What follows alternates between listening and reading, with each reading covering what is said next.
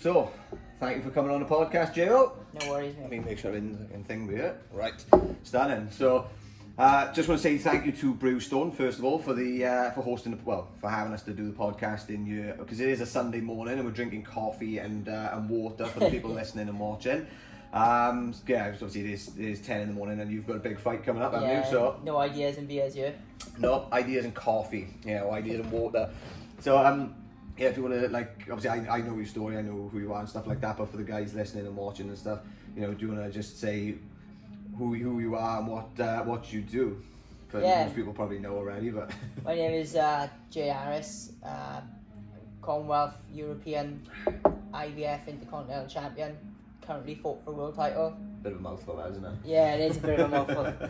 But yeah, I've been doing boxing now since I've been 12, and I'm like pretty much only recently now I've managed to get like a full-time sponsor on board and been able to focus now on boxing, which has been massive for myself. Like, do you know what I mean? I was going to say about that actually, because I didn't know when you actually started, because 12 is like, is that, do you say that's late to start boxing? Because some people start earlier, don't they, I think? Yeah, some kids do. Like, in the gyms now, it's like, you can box at 8 years old, like. You're not allowed in the gym until you're 8, but I didn't start until I was 12. Do you know Josh Dennis by any chance? Yeah, I know. Yeah, he got me into it. Like, we used to go around together as kids. Yeah. And he was going to the gym every day, like at 5. Because you were in the one in, was it Hard? Townhill, I am. It was Townhill, wasn't it? I thought it was, Spuds. I did go to Spuds as well one time. You did, didn't you? Yeah. When I was 16, I think I went. Yeah. Till I was about 20 maybe. When did you win your first title, or fight for the first title? I was 12. You fought at 12, did you? First year, yeah. Fuck, that's good. Yeah, first year I had 6 fights I did. My old man didn't really want to put me in it because it was like our first year. Yeah. And he was like, oh, I'm not too sure, but I was like, oh, might as well. And that was the Welsh, was it? Yeah, Welsh, and then he put me in, and I won it first year. That's mad. And how long did it take to get up to British from there then? Well, they didn't put me in. My dad didn't allow me in the British because he thought it's too soon, like at 12. But yeah, I think I won it the next year after that as well, the Welsh, and then the year after when I won that, then I went for the British, and I think I did the first British, well, the CYPs it was called, it was like 16, I think it was. And now I was in Stamford Bridge, I was. Okay. So, and what other ones have you got from there? Because obviously it's the one you've got now is the EBU Flyweight Commonwealth title. I got as professional now. I got the Commonwealth, EBU, and the IBF Intercontinental, which is but then I also fought for the world title twice. You did, yeah. What date was that? That was like about a year ago now, wasn't it? What, for the what? The world title fight. No, it was this year, wasn't it? It was February this year. It was February, yeah, that's it. Do you know what? This year's just been a bit, it's been a bit crazy. It was February this year, it was. End of February it was. In Texas? Yeah, it was nuts, it was. Some of the boys come out as well. It was great, it was. I was going to say, so I wanted to ask about that actually, because obviously we'll talk a bit of the mindset stuff a little bit later on, like I mentioned before, before the podcast. But what was the lead up to that, like to the world title fight? So like obviously, like you said, you got the Welsh, you got the British and stuff like that. Once you got to that kind of level, what was your training like, and also how long did it kind of take you to get to each of these different stages and to eventually get to that that world title fight? Well, it's different when you're amateur. Like when we're amateurs, it's different. Then you only box like 3 rounds, and there's only 2. But when you're like doing professional now, it's 3-minute rounds and 12 rounds now. Yeah. You know what I mean? So the training is much harder. Yeah. You got to put in the road work, the strength and conditioning, sparring. It's a bit of everything, to be honest. But when I had the call in for the world title, I was in France. I was in Disneyland, we were. And we were in the hotel. My phone was dead. It was. And charged it up in the hotel room. Next thing is my phone's going nuts. I was like, what's going on? So I picked it up.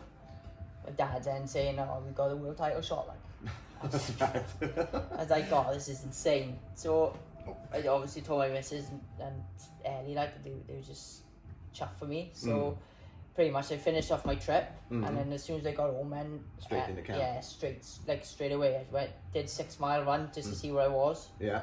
Fitness wasn't too bad when I was, and then we just cracked on like pretty much. We had like 8 weeks or 8.5 weeks, I think, just solid training. You know, trying to get a weight off and stuff like that. Yeah. And it come down pretty quick. Fitness went through the roof, and when you put like the strength and conditioning, we did a lot of swimming as well for the last camp. Swimming's amazing. You know. It took it to another level, I think, the fitness, and it was amazing. And I suppose swimming, you know, do you know what? I never thought about swimming for boxing, but I suppose it is amazing because it's all, well, primarily shoulders, isn't it? Yeah, you know what I mean? So it's building up the strength in your shoulders, but you know, it's not so repetitive to what, you know, no, it's good for punches is. It's good for the joints and stuff like that. But the fitness of it is unreal. It is because I'm a good runner anyway. I can run for ages. Doesn't really bother. But bloody hell, swimming. And we did like 10, 20 lengths like that, and I'm bollocks. I'm not even lying. And I guess my shoulders are wrecking.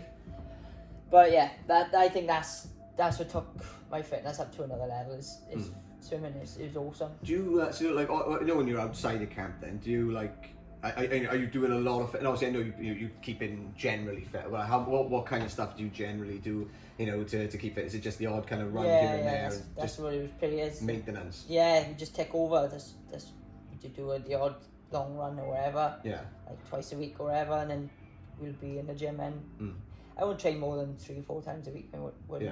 Like. Because when you're in camp and you train twice a day, nearly. It's twice a day, is it? Twice a day, nearly every day. And I was gonna say, yeah, I wanted to know about that actually, because it's like, what do you do for like how much rest is incorporated with when you're in camp? So now, like, as I'm in camp now, so I'll get up early in the morning. So, well, not early. Like some of these boxers get up like 5 in the morning or whatever to do whatever they want. I get up about 8, half 8. I'll do my run, and then I'll recover then until I have to go to the gym and then we'll have an hard session in the gym and so I have about 5 hours rest, I think, just to recover. That's all, and then you hit it hard. So you're not having like days off or anything really. It's so just I have like today, like Sunday. Sunday yeah. is the rest day, and it's like nothing. I don't do anything. Like the only thing I'll do is take my dog out for a walk. That's it. But other than that, I won't do anything else.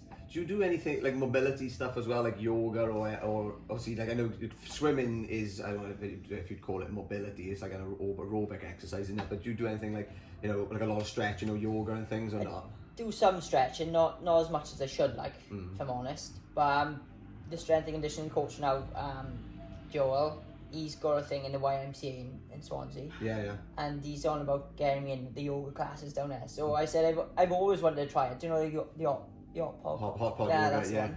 Hot pod's amazing. Honestly. Yeah, I've always wanted to try it because the first time I tried this, he was in Marbella. Yeah. And it was awesome. They had like a big sweat room, and you had loads of like a steam room sort of thing. Yeah. And everybody's getting in there and they doing the stretches. It's nuts. It was. You come out dripping. Like that's what I love about it. It's and that's the reason why I asked actually. Because I was speaking to Maddie Shattuck, so she does Get Bent yoga.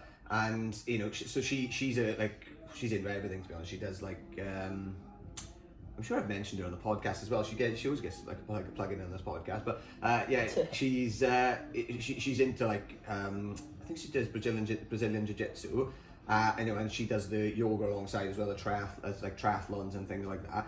And I think, you know, the yoga massively impacts her in terms of the rest of her training and stuff. And I found my running went like a lot better when I started doing yoga. Yeah. Yeah. I found that it did go a lot better. And not so much because of the fitness aspect. I think my body and my joints were just less achy when I was running. Yeah, I can understand why people do it, to be fair, because it keeps all your muscles all flexible and stuff like that, isn't it? So they say it'll be, you know, the sharpness of your punches and stuff like that. Yeah. It would increase that and everything, just because of the suppleness of your joints and stuff like that, and the muscles are. Yeah, there's less tension, I think, in between the joints and stuff, so you're a bit more like, just a bit more like flexible or whatever. Yeah, I know what you mean.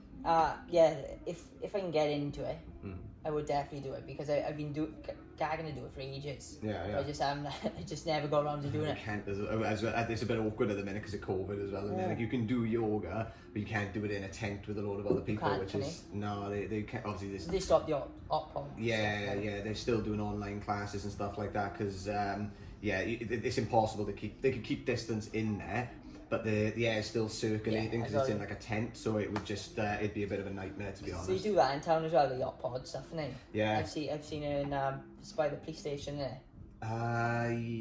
Or the It's art on- gallery. yeah, Sort of thing. that's it. Yeah, by the old police station. Yeah, I know where it is. Yeah, it is really, really, really good, to be fair. One of the other things I was going to ask you, you mentioned about your father. Obviously, your father's your trainer, and he was a boxer before you as well, wasn't he? So what was your father's story like? What did I don't know much about. I don't know what he actually got up to. I know he was a British champion. Yeah, that's what it was. Yeah, British champion. Yeah, he was British featherweight champion. My father was actually really good as he was. Are you better than him? I'd like to say so. But no, honestly, he boxed in an era where everybody was pretty good. So he boxing years ago was, I'd say in the 80s and stuff like that, was probably one of the best times to box. He said himself that it was like all the gyms were always packed. Yeah. I don't think it's as like that now. It might be because there's more gyms, perhaps. Would you say? Is it? Maybe. There's not much in Swansea, mind. I think there's only you got the Townhill Gwent, Premier, Penarreol, I think, Bonymine, yeah.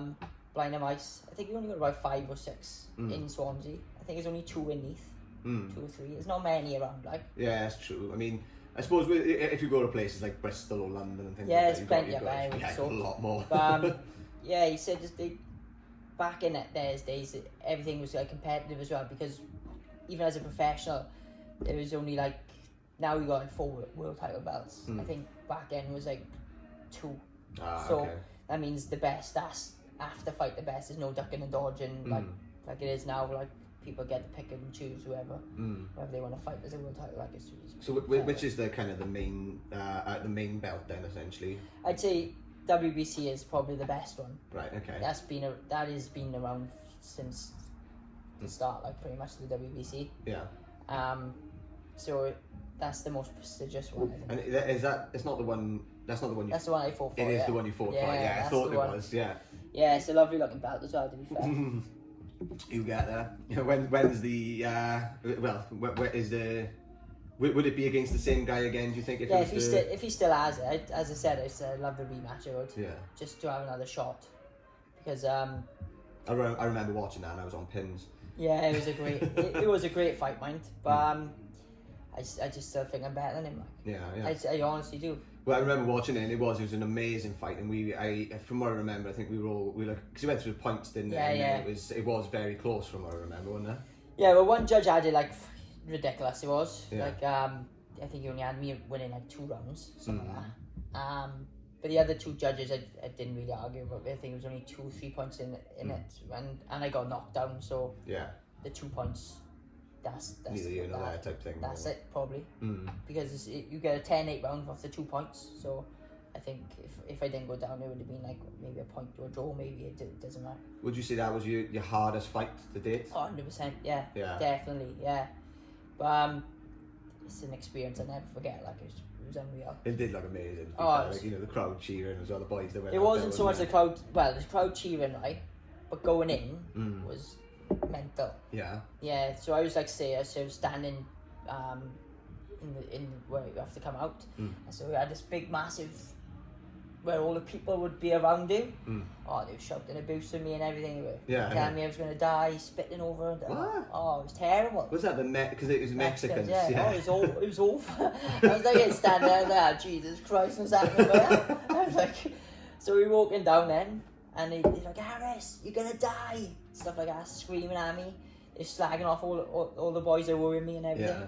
But after the fight, then I come out and it was like completely different. Then they were all cheering me and wanting photos with me and.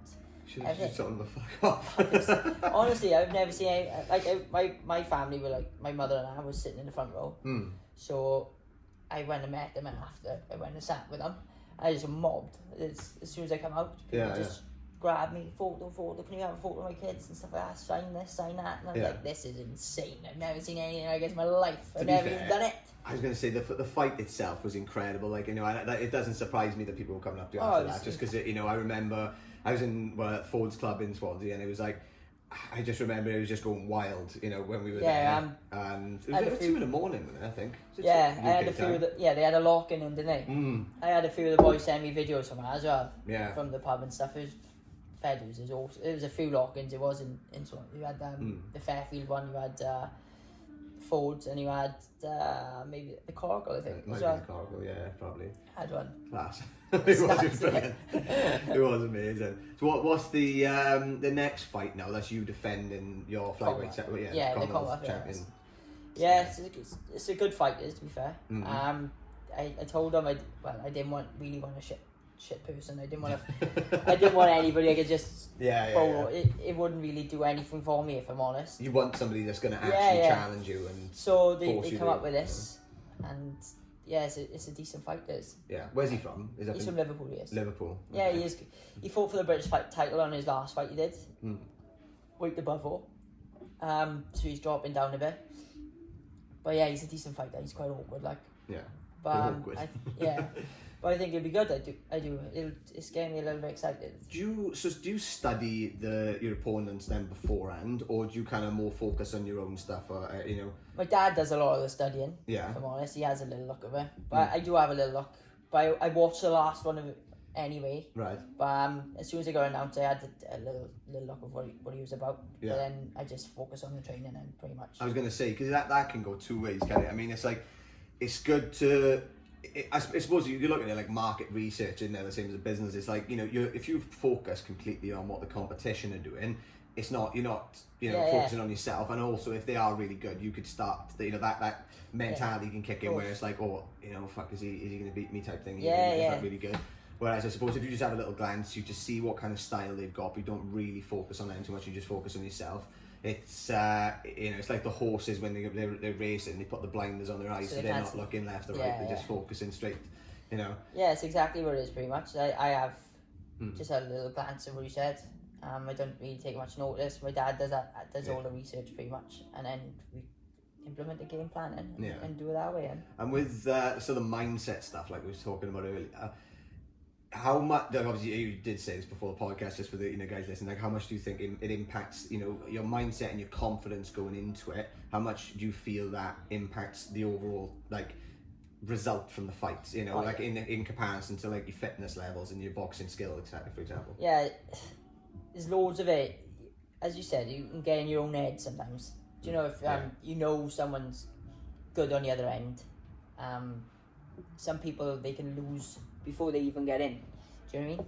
They think, oh, he's great, he does this and does, he's knocked so many people out, and then they get in the ring and they're already thinking, oh, what if he knocks me out or something like that. So pretty much they lose him before they even. So you gotta think before you get in, like, I'm better than this fella. Yeah. I'm good. I'm gonna batter him, like I'm gonna fill him in. The Mike Tyson mindset. Yeah. You can't think that you're going to lose or have any doubt, because it will show straight away, especially in a fight, because I've watched many fights where people have looked scared or looked a bit uncertain of their ability, and it shows like almost straight away, and then they kind of fold in a couple of rounds, which you can't. What do you think is a good tactic for, not just for boxing, for the people listening who are boxing fans, but for people who, just to give a more kind of how to get that confidence within yourself? So whether or not somebody's just they want to, I don't know, go in for a promotion, but they're a bit they're uncertain on their ability to do the job or something like that. What would you say is a good kind of metric for building confidence or having confidence in yourself? That's having confidence and believing in your own ability, I think, because you gotta have a belief in yourself. If you don't believe in yourself, no one else is gonna believe in you, is it? It's true. Yeah. If you go in somewhere and you're like, oh, I don't know, or I'm not so sure, it's going to come across that way anyway. Do you know what I mean? It's going to come, he's going to look over you and be like, oh, he's not very. He doesn't know confident. what he's doing. He's not very confident in himself there. But if you go in all willing it and like, oh, this and this, and you're confident in what you're going to do, or how you promote your business, or anything, or you believe in your business, it'll just come over straight away, and that's how. In boxing, that's how it will be. If you like in press conferences and stuff like that, if you have sometimes you have the ones that go over the top and just shouting abuse or whatever, But if you know for a fact that you believe in your ability, it'll just come across anyway. Like, I'm gonna film it anyway. Do you know what I mean? I suppose it's like the what was I gonna say? Fake it till you make it type thing, I suppose. You know, because if you are able to, if you know that you've got the skill or the ability to do something, then that's great. Because if you know that, then you'll probably find that you have got the a certain amount of confidence, which is which will take you through it. But then I suppose you could do the fake it till you make it thing as well. So believing that you are the best, and saying that you're the best, like Muhammad Ali did it, and Conor McGregor did it. They all did that and said, like, I'm the champ on this and that or whatever, and they believed certain things about themselves, even though they weren't. And people probably at the time would laugh at them and go, they believe their own light, don't they? Yeah. But it's like you said, they're not satisfied then until they've lived up to what they believe to be true about themselves. That's exactly what it is. And look at him now. Like you say, Conor McGregor and stuff like that. Since the UFC, he's gone in like whiskey business and bloody suits and stuff like that. Yeah. It's just insane amount of money now. Yeah. Do you know what I mean? Yeah, he's on track to be a billionaire, I think. So yeah. His company's worth. Yeah, that proper 12 stuff is like I think that got voted like something that was going to be a billionaire company. So really? Yeah, something stupid. So people want the name, innit? It is the name. Yeah, it is the name, definitely. With your current sponsors, MTK.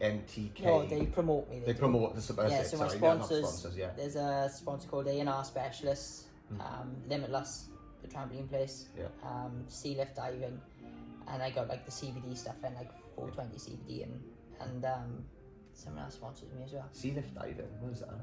So they do like do you know, like they go deep sea diving, do you know, like welding and stuff like that? Yeah. They do stuff like that. Oh, is it? They rescue stuff, they bodies and that. It's a local company, is that? Yeah. It's mad, so you don't even think stuff like that would be around here, do you? Yeah, they to be fair, they've sponsored me from the start. They have since I've asked them. Like, they've always helped out, and now they've come on board as like another full-time one. Yeah, that's awesome. Same as Limitless, they've been there from the start, and this A&R Specialists now. Yeah. Without them, like only this year now, I've been able to go full-time boxing. It's been mad. Yeah. Because the previous years, I've been doing it professionally 7 years now, and I've always had a job like. Because you were working in, was it Amazon, wasn't it? How long were you there for altogether? Nearly 10 years. Well, it's going on 9 years it was. Shit, that's mad. Well, that's good though, because it's like, it's good to have that, alongside the boxing. And I suppose it's also like people, they were saying about that when you were doing the world title fight, when they, that you asked that, you're still working alongside, It's mad, like, training. To be fair to them, right, Amazon, I know they get a lot of stick and all over the papers and stuff, how bad they are, but they did mind. They helped me out so much. They gave me time off when I needed it. Even for the world title shot, they gave me 3 months. Was it? Off. Straight. They gave me 3 months off, and it was like a sabbatical sort of thing, And they didn't want no advertising, nothing like that, because they just said that you're like one of our employees. They said we'd be more than happy to help you out. They wanted to set fly my missus out there and everything on them. Yeah, but she was pregnant at the time, so she couldn't go. They were just gonna try and do everything. It's good for them really as well, because if it ever made like the papers and which it did and stuff like that, I said Amazon employee, blah blah blah. It's good publicity for them as well. Yeah. Oh, that's brilliant. That is fair play. They wanted to fly the missus out and shit. That's great. Oh, they wanted. They said, "Oh, do you need anything from us? Anything? We'll help you out no matter what." Yeah. And well, you just said there as well. You just become a dad. Was it 3 months ago now? 3 months. Well, June. Yeah, she was born June the 6th. Yeah. How's that been so far? It's been nuts. Sleepless nights. No, do you know what? She's actually really good. Yeah. She is, honest to God, she is really good. She, at the start, she was waking up she'd wake up 2 a.m. and then 6, which wasn't too bad. But now, she sleeps pretty much all night. It's unreal. I was going to say, because I was wondering how that was going to fit in with your current your training camp at the minute and stuff like that. It's to be fair, my girlfriend now, since I'm in camp, she'll get up now. She'll do the night stuff if she gets up in the night and stuff, and she let me sleep. Which is good, because otherwise it'd be bollocks. Yeah, I was going to say. But at the minute, no, it works really good, and she's been marvellous. Like, she's a little stunner. Is it Mia or Mia Rose? Mia? Yeah, I was going to say, I've seen it's Ellie and Mia, isn't it? And yeah, that's it. Ellie's the stepdaughter. Yeah, that's it. Yeah. That's that's one of the things I was thinking, because it's so many. You see people who want to do things in life, right? Whether it's like obviously boxing, or if it's starting a business or whatever it is. Do you know what I mean? That people are doing, and then they've got family lives. Yeah. And all of these different moving parts which are going on as well. And I was wondering how you're able to do like the stuff you're doing now with your training, but then fit in family time alongside it. Like it's. Well, Mia's a good bloody alarm clock anyway, so she gets up nice and early, 8 o'clock or whatever. I get up then, do my run, and it's pretty much just normal day then, until I have to go train in the evening then, pretty much. Yeah, and Ellie comes home from school or whatever, we all spend time together. She's getting to that age now where she's nearly 13, so she's bloody out and about all the time. And it makes it easier when you're at that age, I suppose, isn't it? But yeah, it's pretty much the same. It is just got a little baby. Cute. No, with the fight you've got coming up now, once you've had this one, like obviously I know there's a lot of uncertainty at the minute with COVID, isn't there? But like, when do you think that you could get another title shot for like the WBC or something like I know something similar to that? I don't know a lot about the. Do you know what? I'd love it. If I'm not looking past this fight at all, because it's just got to focus on that. It's important. But I'd love it to have another shot at a world title after this, or maybe like an eliminator or something like that, just to get me into contention for it. But I'll leave all that down to like the promotions and the management side of it. What's an eliminator then? Is that like a so knockout tournament? Someone, yeah, so you'll fight someone, say me and you now, we the two number, like 1 and 2 in the division or whatever. We'll have to fight each other then. Right. Okay. So have to fight for the title then. Right. Okay, I got it. You know what I mean? So whoever wins out of that goes on like the rating of that. So you have a champion. You'll have 1 and 2 in. They'll fight each other, and whoever wins will fight the champion. Okay. Do you know what I mean? Yeah, I got it. That'll be interesting. Now I can't. So if something like that come up, that'd be good. But we just have to see what it brings, because as you said, this COVID situation, we don't even know what's as this fight's now behind closed doors, no crowds.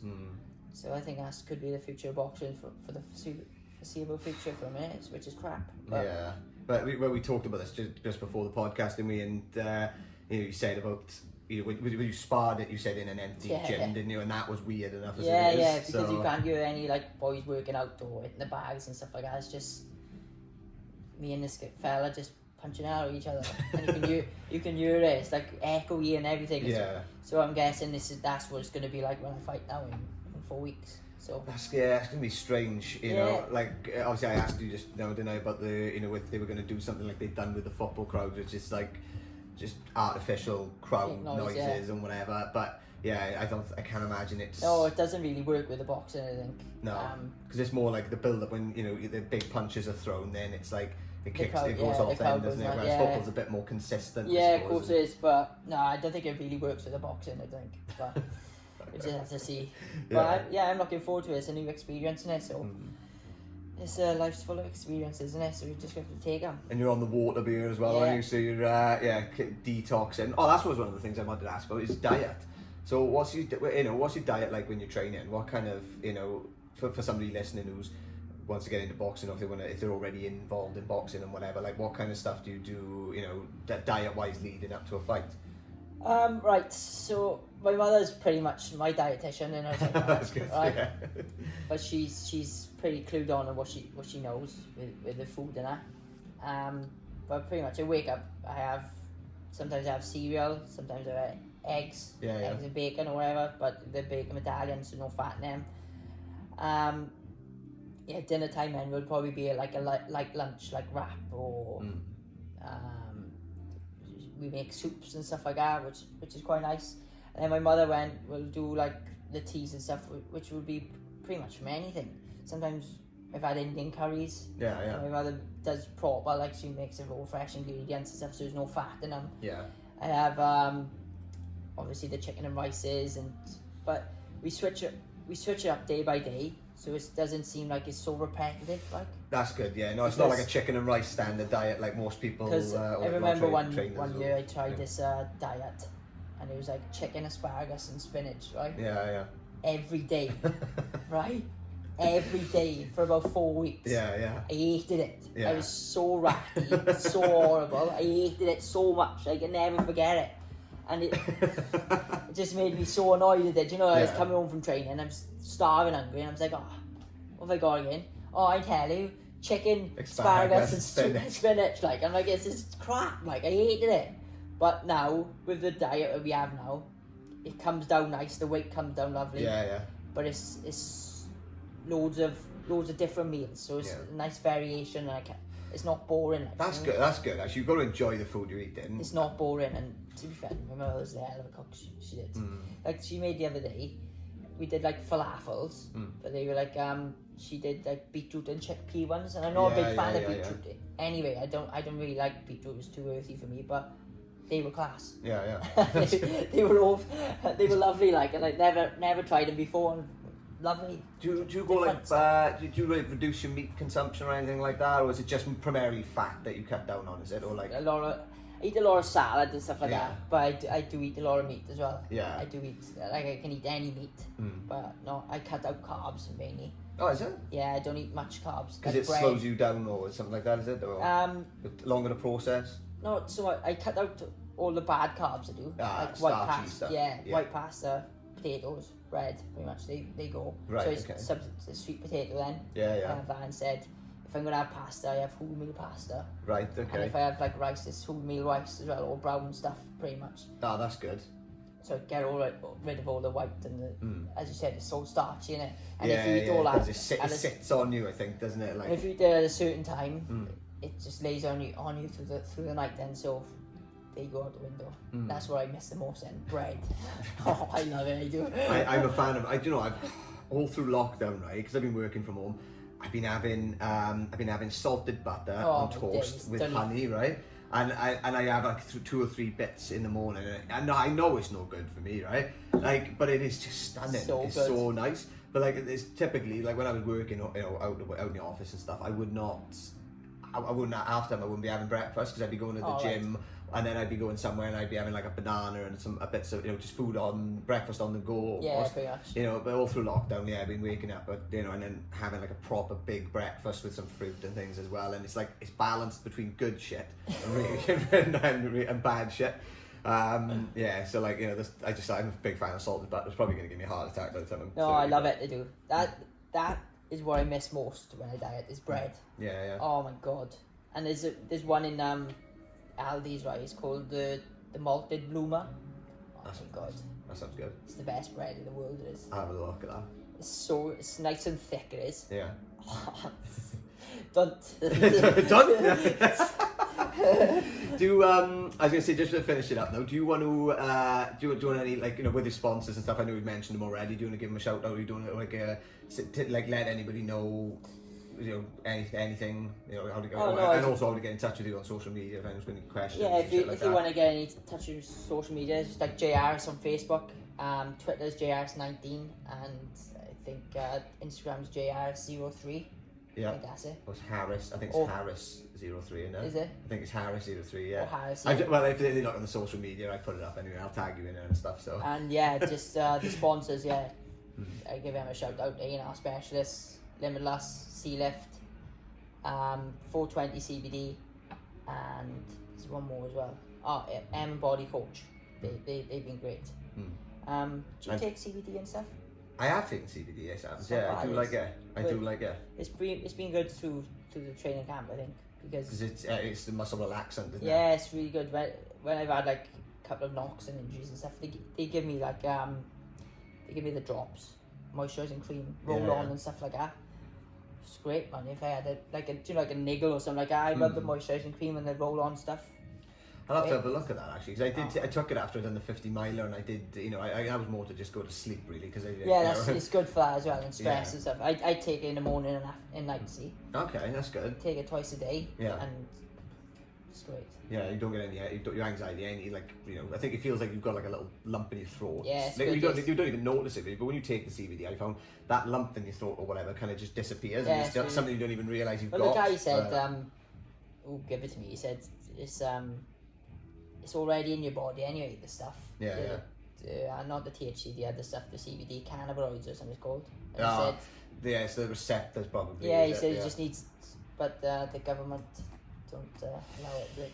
They don't know, unfortunately, but well, you know, in the next couple of years, fingers crossed, things will shift, because I think there's a lot of value in, you know, in having something like that, you know, as massive money now, commercialised. But yeah, so next time we speak, hopefully, it'll be 18-1, won't it? Yeah, definitely. 18-1 and 10 knockouts. Fingers crossed. That's what we want.